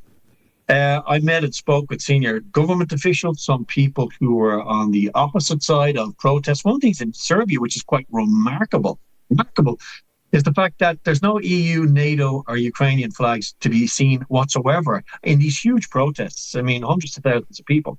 Both sides of the political disagreement despise NATO, and the EU's popularity is about 20% in Serbia. Serbia, a country surrounded by a lot of enemies. Everything we know about Serbia, much like Russia, has been told to us over the decades by people who hate Serbia and Russia. Don't forget that. And the traditional friendship and brotherhood between the Serbs and the Russians is at the center of the inconvenience of Serbia. It's like a stone in the shoe for the elites and the Western sort of aggressive attacks on Serbia. So we spent a lot of time there. We've done some great research, and I think it's really going to make people sit back and think. I'll give you a little example. There are over 200 British NGOs operating in Serbia. Hundreds of millions of pounds have been spent over the decades. One of them is called the Hansard Society. It was founded in 1944 to promote parliamentary democracy. Many of them, George, are churches. Now, Serbia is one of the most ancient Orthodox Christian societies on earth, if not one of the oldest of sorts. And it's a very devout country. They love their religion. Many of these NGOs are actually evangelical churches. Some are there to promote the conservation of butterflies, and some are spending 20,000 euros a day on taxis in a very relatively small city. So we went after the money. We're not there to get involved in the political discussion between the sovereign agreements and disagreements between the government, because we're not NGOs. We're there to follow the money and show people just how powerful this influence is and just how pernicious it can be. So I think it's going to be very worthwhile, and hopefully people will watch it, and I can come back and tell you about it. Beware of the Greeks bearing gifts. They are Trojan horses, NGOs. I was there in the room when Fidel Castro described them as such more than 30 years ago. Chay Bowes, look forward to your documentary next week, your first part of it, and the subsequent two, and look forward even more to meeting you on Red Square on the 9th of May. Thanks very much for joining us.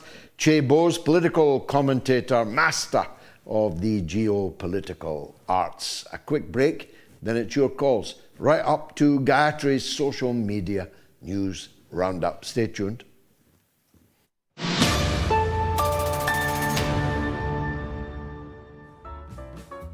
A big thanks to the people who support me on the Patreon page. I really have come to depend on the income from that. It costs £1 a week, not even the price of a cup of coffee in an insalubrious cafe. If you think you could stretch to that, please support me on Patreon, patreon.com/George Galloway. Now, the MOATS team have added a tiered system on my Patreon page where you can become an official MOATS graduate. How about that? I speak as someone who graduated from nowhere, from the factory floor in Michelin. But you can become a MOATS graduate and legend. You can give a regular donation to support the show and my work. You can now upgrade from a mere Patreon to a MOATS graduate at £10 a month, as opposed to £5 a month, I think it is. And you can receive official MOATS legend status for £20.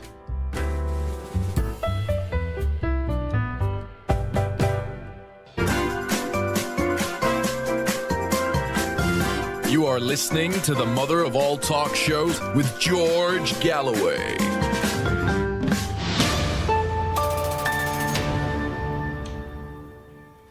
Please support our work on patreon.com/George Galloway. You won't regret it, and you will be giving the show a very, very big hands up. let's take a call from Vancouver on the solemn events that have occurred there. Juan in Vancouver, thanks for calling. What would you be able to tell us? Hi, George. First of all, my deepest condolences to you and your family for the death of Pope Francis. And we have to start by saying that the number of fatal victims in the attack has risen to 11. And the police just said a few hours ago in a press conference that the number of injured people will rise to dozens, and the number of dead people will rise also because of some of the injured people is very, very grave.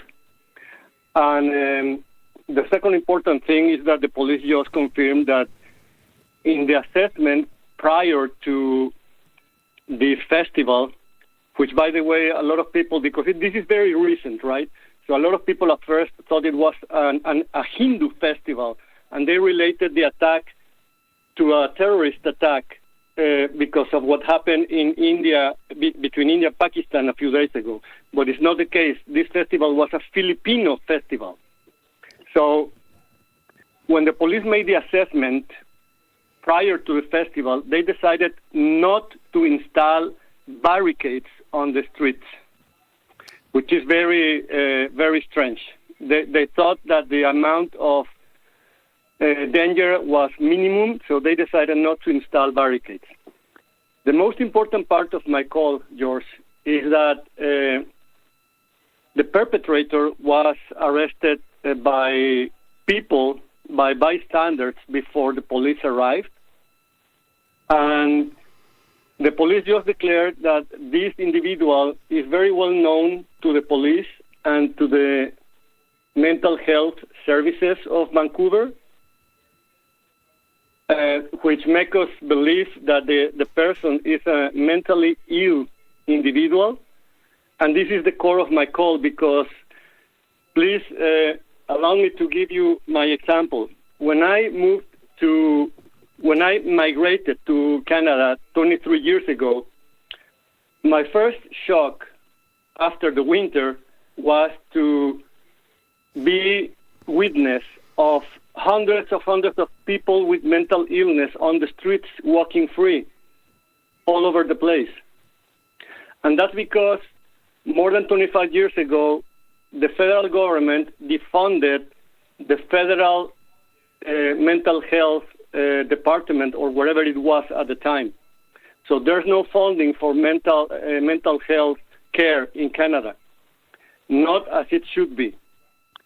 And the gruesome example of this is that in 2007, very close to Brandon, Manitoba, where I used to live before, Nanaimo, not Vancouver, Nanaimo, a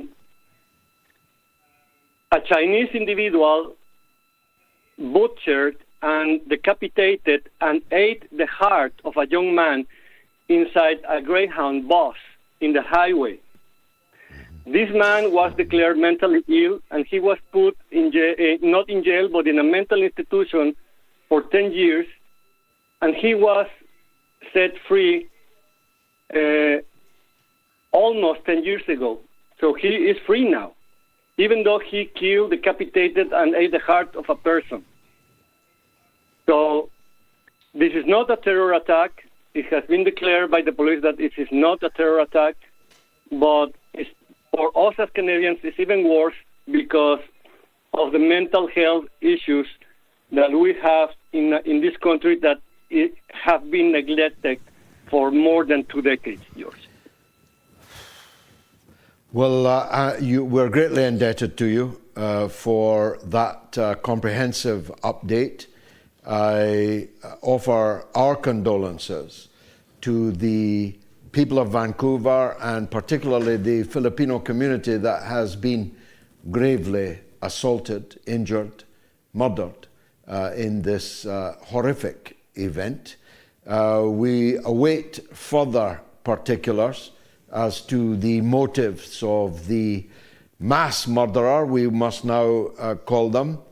I'm always skeptical when the old mental health argument is brought out. It's oddly the case that only certain kinds of atrocities such as this are described as terror attacks, and the others are mental health attacks. And you know, I think, Juan, what I'm talking about. But whatever the reasons, this is truly horrific failure of security by the local authorities, not setting up barricades for big street festivals such as this.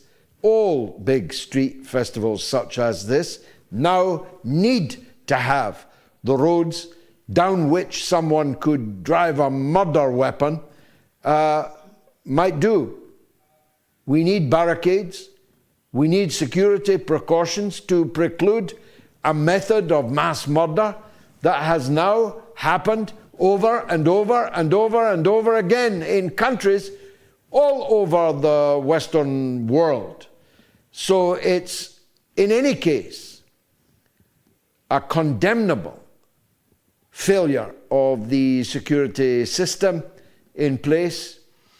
And all I could add to what you've said, Juan, next to the shock of the winter, the biggest shock I got in Vancouver when taking a stroll in broad daylight around the beautiful city with its beautiful surroundings was to take a left turn past the Central Railway Station, when I came upon a scene that would have disgraced any horror movie you have ever seen. I'm talking an entire boulevard of zombies, drugged, fentanyl, every opioid, lying on the ground, lying in doorways, walking without knowing that they were walking.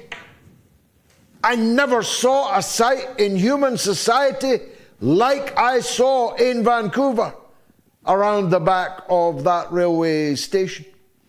And so it comes as no surprise to me to discover from you that the mental health crisis in Canada is a very real and present danger. Thanks, Juan, for that call. A big shout out now to tonight's top 5 donors who've been on to the MOATS TV website since we came on air. George Kelpie, Hej Arivisdottir, Khalid Abu Tayyam, Tim Watson, and Peter Baldwin.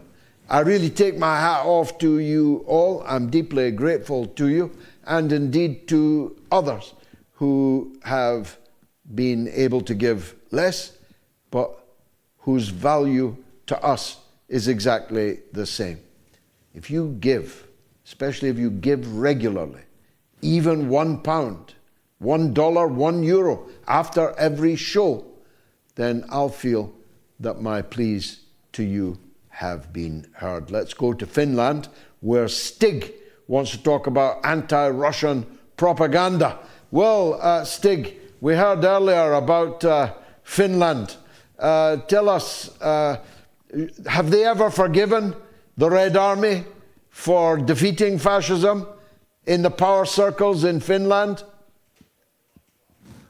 Well, I would say that there are many people in media and in politics in Finland who quite obviously haven't forgiven the Russians for defeating fascism. And in fact, unfortunately, if one can say that there is something that is different now in Finland, and compared with, for example, the continuation war when we were allied with Nazi Germany. Then it's that there is so much less need of of repression. So therefore we who are critical are not sitting in jail, and that is because we are so marginalized. There were many more anti-fascists back in Finland back in the 1940s than there are today.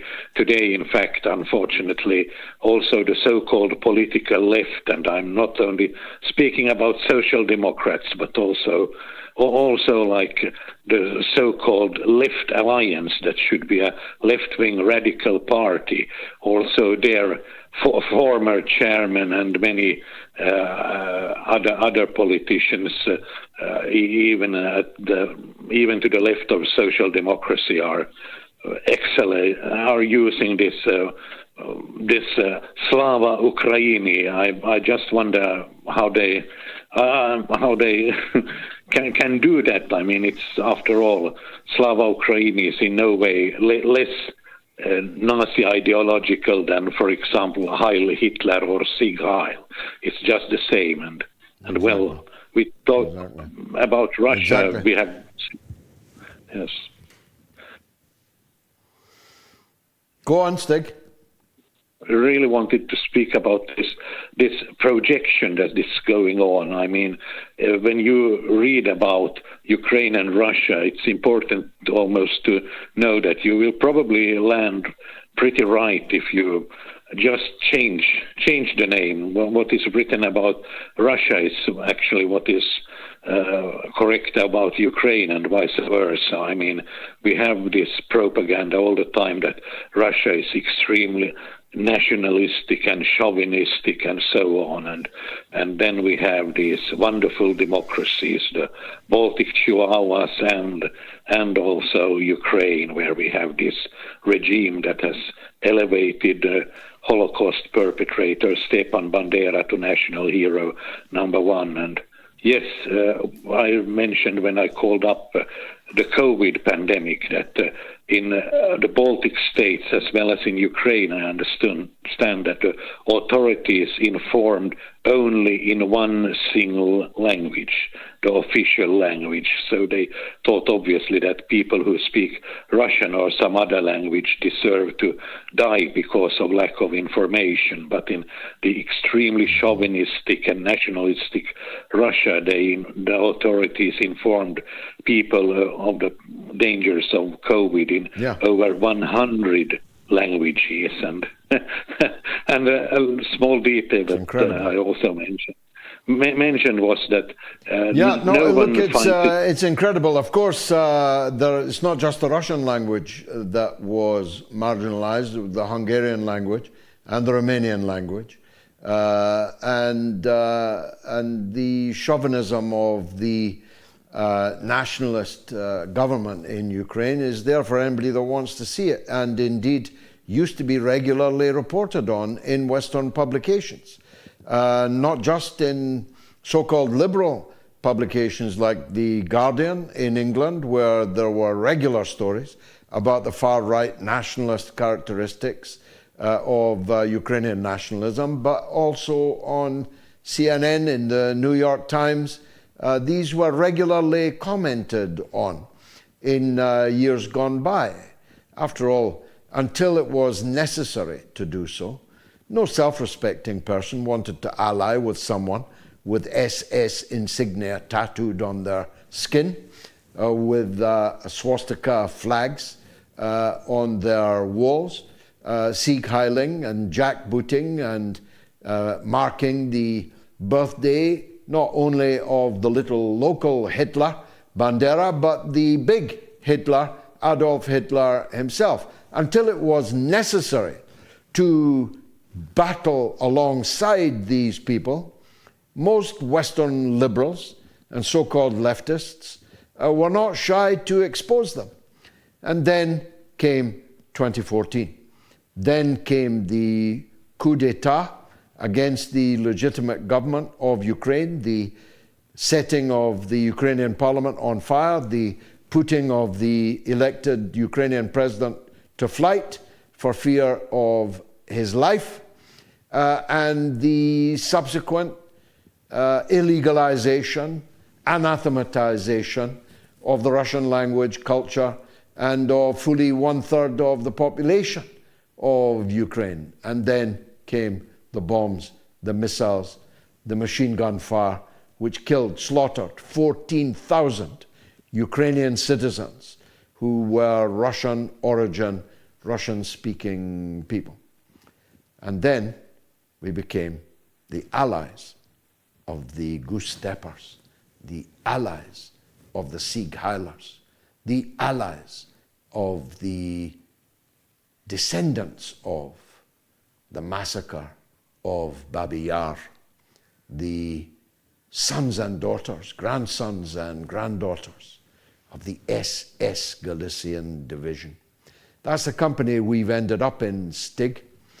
I'm glad I'll be in Moscow and not anywhere else on Victory Day. Thanks for that call. Some more comments on YouTube. Cristino Almonte says that's Indian Hindu Stockholm Syndrome. They want a seat at the imperial table. And Uncle Hoss says, get David on your Tuesday show, have it out with Galloway. Yes, David, if that be his name, is welcome to be on Have It Out with Galloway. Bungalow Jill says, I think David was talking about the Pandit Exodus, when most of the Hindu population fled after targeted killings by Islamists. However, the number of deaths were very low. And Z.A. Lugazaid says Alan Dershowitz was Epstein's lawyer, vehemently denying that he was a Mossad agent on Piers Morgan. Wonder why. And Irene says giuffre's life story is tragic. Abused as a child, foster care, homelessness, then fell into the clutches of Epstein from 16 to 19 before escaping. Let's take another call from Vancouver, where Dean can bring us further up to date. Dean, welcome. Hi, George. Best wishes to you and the health of you and your family and your team. And I want to extend condolences to the victims here in Vancouver of the community, all the attendees of the Filipino festival Lapu Lapu, because in Vancouver, everybody goes to these things. It's not just Filipinos there, even though it's based on the Filipinos. So I thought your previous caller, Juan, pretty much brought everything up. The police are saying it's not a terrorist attack, that it's a mental health issue, and we're getting used to that in Canada. I want to know where you want to go with the Canadian election or the Epstein files, George. You tell me. Let's go with the Epstein files. More interesting than the Tweedledee and Tweedledum of the Canadian elections.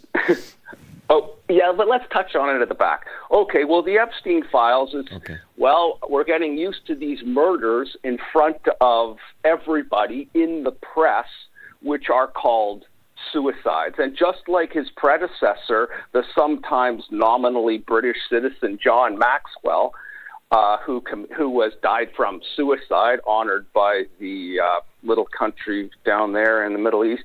And then just like him, Epstein, and then anybody who was inconvenient for, not letting any information out also dies by suicide. Does anybody truly believe that this poor unfortunate woman took her own life? She actually, I heard yesterday, she had a published audio article where she was saying, I'm not going to commit suicide. I'm never going to do that. If, supposedly I commit suicide, then that's not true. So, this is the world that we're looking at. These manipulations are fully embedded in our mainstream media. So I don't know, and also to double that sin, she crossed the graciousness of the royals and the British, the hereditary extreme supremacist framework that somehow still exists in the so-called civilized world. So, I mean, that's a guarantee of, suicide in quotation marks. I don't know if she ever got her money, our money, I should say. She was supposed to be paid £12 million for her silence in an out-of-court settlement, except the money came from Her Majesty the Queen, the late Queen, which means it was our money. It was the money of the British taxpayer that went to pay a woman for ending a court action and the maintenance of the prince from first to last was that he had never met this woman. So he gave £12 million of our money to a woman that he'd never met. That is the official position of the British royal family in this. And as I always say, Dean, if you believe that, you'll believe anything. Give us a quick postscript on the election. Well, it's just as you said, George. You have two different cheeks. The uniparty here is completely dominated, as you said. I wouldn't call the New Democrats, the part in the middle, maybe the part hanging down somewhere. But, as I've told you before, the part in the middle is the ruling socioeconomic elite. And they're the bosses of both of these brands of the uniparty. And they ratchet them against each other. What I'm hoping for is just not a majority, because I want an unstable government. We know that Carney is the World Economic Forum golden boy. I mean, nothing will surprise me that comes out over the next few months about this guy. I'm already completely convinced that he is not the right guy. But let's see how it goes, George. I'm hoping we got a minority government. I'm all like ears, and we'll definitely deal with it on Wednesday. Thanks, Dean, in Vancouver. Great call.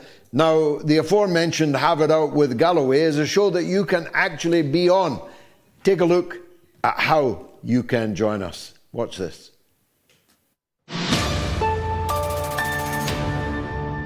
Join me on Have It Out with Galloway. Be on the studio wall. Participate in the debate about the greatest issues of our time. This is the place where we tackle the world's biggest problems and offer some of the world's best answers. You can have your say. Write to me at our website at haveitoutwithgalloway.com and join me here in the studio audience.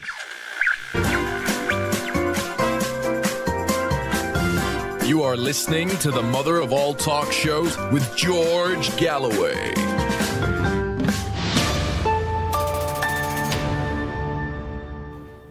Let's go to Bury in England, where Peter wants to tell us an interesting little story about the wartime, I think. Peter, go ahead. Hello, good Sunday evening to you, George. Good Sunday evening. Right, you might. I spoke to you years ago about this. My father, he was a tank driver with the Royal Scots Greys. He was a Sherman Firefly Mark IV tank driver who fought against the Tiger Nazis. And one of his missions was told to, as the war was virtually ending, but anyway, he was told to, him and a Canadian battalion, was to hightail it up to Wismar. Now, Wismar is spelled Wismar, and it's on the North German Baltic coast.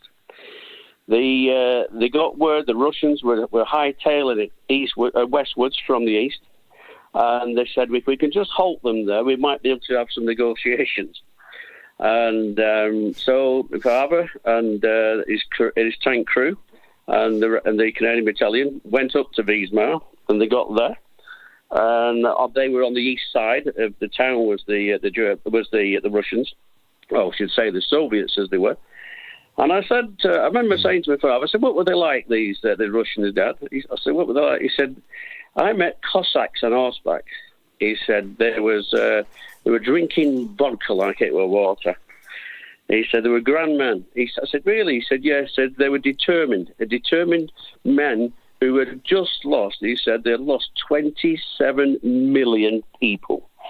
27 million killed by the Nazis. He said, and they was not putting up with it this time. He said they were determined to come as far west as possible to end Nazism. That's what it was about. My father said to me, and I remember him saying it, bless him, he said, if it wasn't for the Russians coming westwards, we would have been fighting until 1949. And he said another thing was, when the Americans got too far, they ended up firing at us. and they called it friendly fire. They said, well, friendly fire when you see some of our friends killed because of it. He said, so sometimes we were fighting the Germans and the Americans. He said it was crazy. He said, but I'll never forget the Russians coming up, and I have the greatest respect for those brave men that came westward. I was down in Dorset, where I'm trying to get something done for my father at a camp down there that he was trained at. And I mentioned it last year to those people. I said, now listen to me and listen carefully. I said, when it comes in 2025, we must commemorate the push from the Eastern Front of the Russians as well. And he said, they just looked at me. I said, come on. I said, you know well, fight. If it weren't for the Russians, we wouldn't have won that war. It was when we did in May 45. So I just wanted to tell you this, George, because I think it's... well, I'm glad you did. May God rest your father and preserve his memory always, and the memory of all that fought fascism, my own grandfathers included, and who either in the armies of the Great Wartime Alliance, US, UK, Soviet Union and China, who bore the brunt of the death toll of coming up to 100 million people were killed as a result of the Second World War launched by Hitler fascism with their allies in Italy and in Japan. 100 million people. And the pall of that death, that destruction, was still there, clear, when I was born, maybe when you were also, Peter. And that pall visibly hung over the political situation in which I grew up. And then, when the Soviet Union collapsed or was destroyed, that ought to have been the end of that pall. That ought to have been the clearing of that sky. There was no longer any need to have any kind of animus towards the peoples of the USSR as was. And look where we've ended up, Peter. We're now practically at war with them on the 80th anniversary of the war we only won because of them. And if it hadn't been for them, you and I would presently be chatting in German. Peter in Bury, thank you for that wonderful call. Gayatri has joined me in the studio with the social media news roundup. What's rattling, Gayatri? Well, let's send my condolences as well to the Filipino community in Vancouver and throughout, because we have many Filipino friends. We do. I saw the video, it was a violent attack, and I'm so concerned. Has been updated by our callers. The numbers are suspected to rise and rise. 11 dead now, a dozen critically injured. Yes. Could be many more. Many more. You know, usually when they come up with a mental health issue, you think, oh, right, because it was a white man. And then there's actually footage of the suspect, indeed, as Juan said, being arrested first by the people at the festival, and him standing against the fence, being held up there and shaking his head, saying, I'm sorry, I'm sorry. And so Juan makes a very big point, added with your experience of what you've seen in the beautiful city of Vancouver. And by the way, this festival is not just any other block party or anything. This is the Lapu Lapu Festival, and it's been officially recognized by the British Columbia government as Lapu Lapu Day for the Filipino community, which is very significant there. And Lapu Lapu is based on the native chieftain in the Philippines, who is considered a hero because he defeated the Spanish forces in 1521. So it's not a small thing, and I'm very happy and very glad the Filipinos honor him all the way in Vancouver, and that it had to end in such a tragedy. Disaster, yeah. We have so many Filipino friends. I'm really grieving for them. Yeah. And condolences to all of those affected. Ditto. So, wars. I mean, how many wars can we handle? one in the Middle East, one on the Eastern Front. Let's add one in the subcontinent. Why don't we? Will there be a war between India and Pakistan? We ask in the poll this week, and Kafil says no. But the evil empire will thrive so that we get distracted from the genocide in Gaza. And the evil empire's pawn, in this case, are the Hindutva lunatics.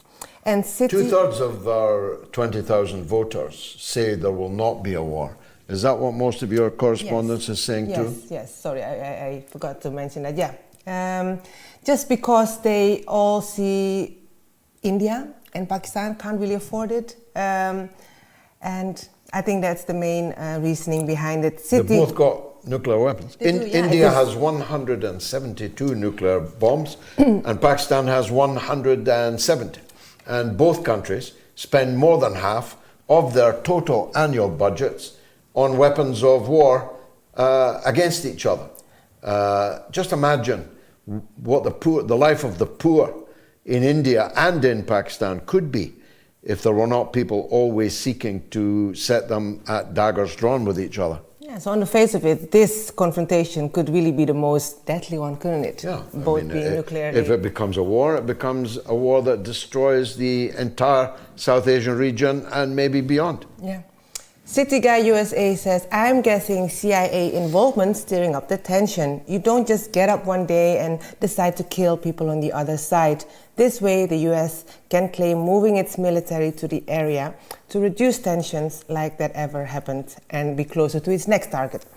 So, Basil Ramreka says, the empire is crumbling and the global south is a threat.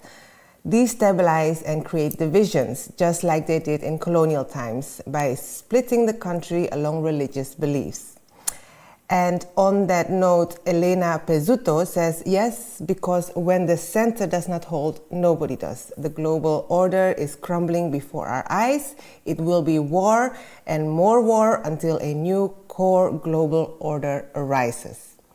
Hope we live to see it, because of course, in the course of that, war, yeah, but today's war, when it involves all these countries that have now got nuclear weapons, Israel, India, Pakistan, the permanent five in the Security Council, and who knows who next. A war doesn't have to be the kind of war that we can watch later on Netflix documentaries. It may be the kind of war from which literally nobody survives. Now, speaking of world order, Klaus Schwab resigning, wasn't that a news item that just... Klaus Schwab. It was kind of buried with all the other news that happened. The Pope in the blink of an eye, he was gone. Just like that. And then the next day, didn't they arrest him?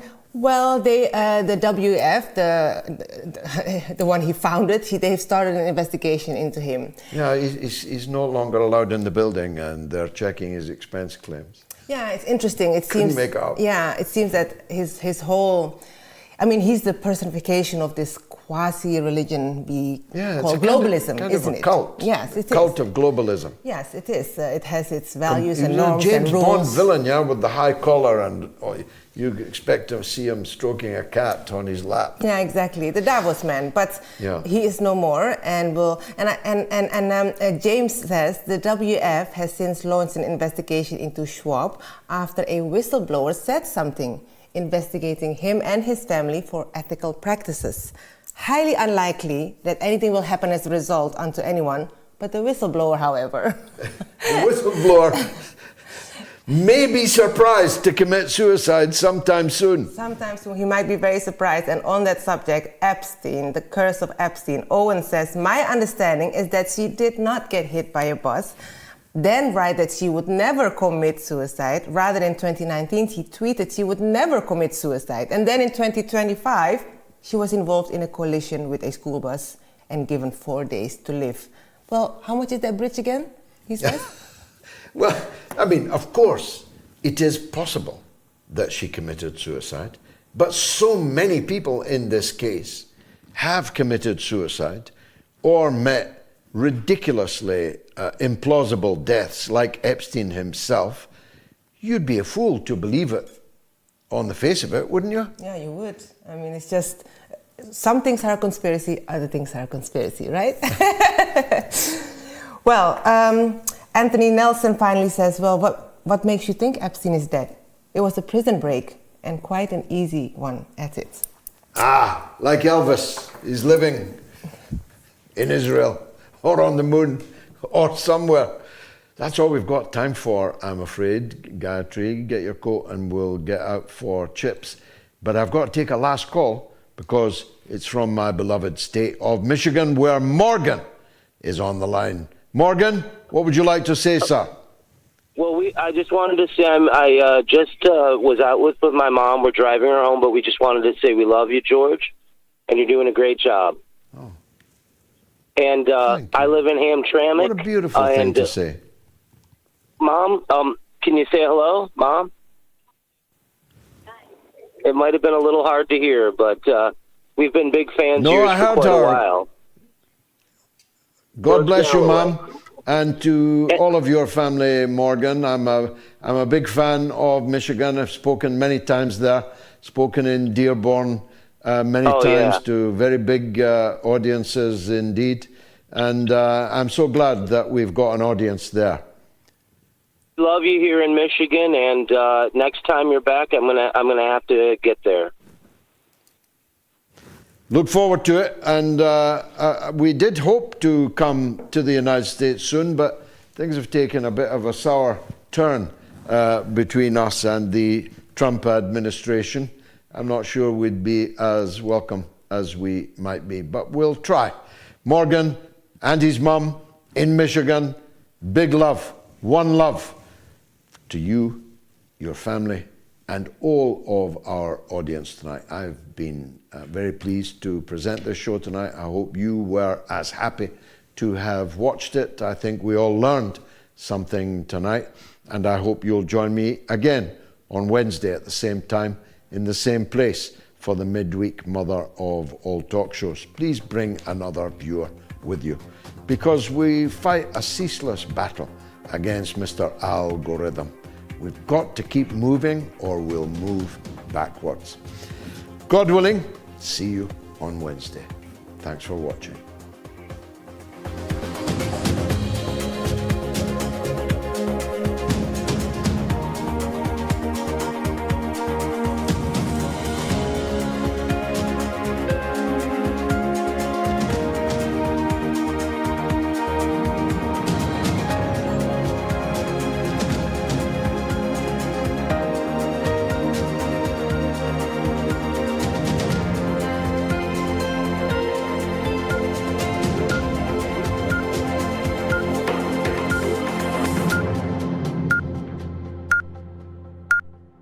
It's the mother of all talk shows.